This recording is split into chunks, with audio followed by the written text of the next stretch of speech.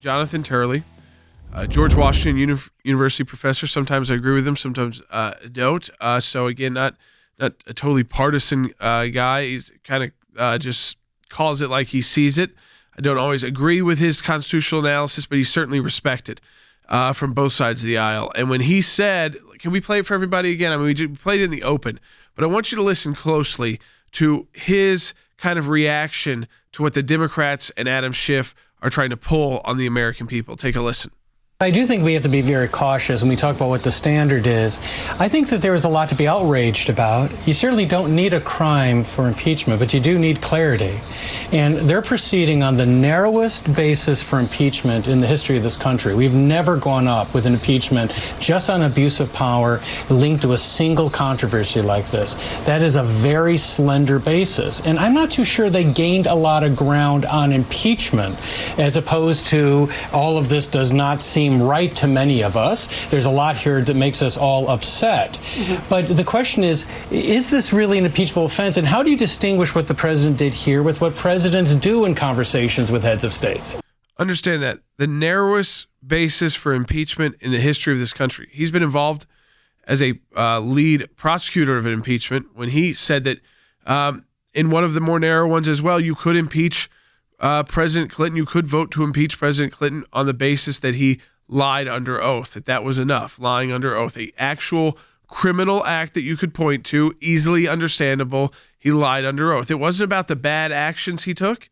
It wasn't about Monica Lewinsky. It was about lying under oath about it. And that's why he said you could move forward with that impeachment. Even that was narrow. He's calling this one narrower because you can't point to a crime, even though you don't have to point to a crime. Certainly makes it easier for the American people to understand if you can actually point to a real crime that makes sense to people. This had a story, a narrative about the president threatening to grant or withhold certain privileges, certain military assistance voted on by the Congress to Ukraine, which is in our national interest to do so, because they were fighting the Russians. They've already lost over 11,000, 12,000, 13,000 people fighting the Russians.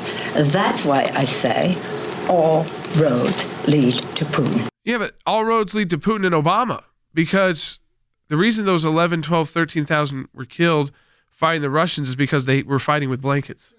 The Obama administration absolutely, categorically refused to give the Ukrainians any lethal weapons. Not even defensive lethal weapons. Under President Trump, they've been given the Javelin anti-tank missiles. They've been given armored vehicles. They've also been given heavy weaponry, heavy machine guns, and ammunition. Under Obama, they received meals ready to eat, sleeping bags, those kinds of things. Absolutely no offensive or defensive weapons.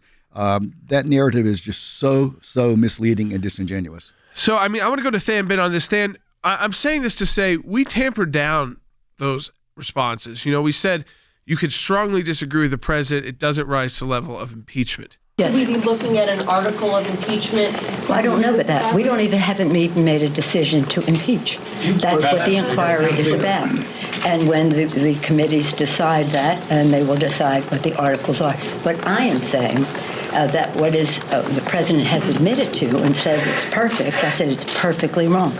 It's bribery. The Democrats have 233 seats in the United States House, which means if everybody shows up, they can only afford to lose 15 of those Democrats. Now, if there's a slightly lower number, maybe they can lose up to 18. But somewhere in that range, Jordan, 15 to 18 votes. Jordan, there were 31 Democrats that currently represent districts that voted to send President Trump to the White House. Jordan, 8 of those seats, 8, they elected President Trump by 10% or more. If all of those 8 decline to vote for articles of impeachment, Republicans are halfway there to denying Speaker Pelosi the invoking of those articles of impeachment. So this is a political exercise at its base. And Jordan, they have to get quite a number of Democrats who represents districts that voted to send President Trump to the White House. So her answer there, Jordan, you can translate it fairly. I don't know about that means I don't yet have the votes.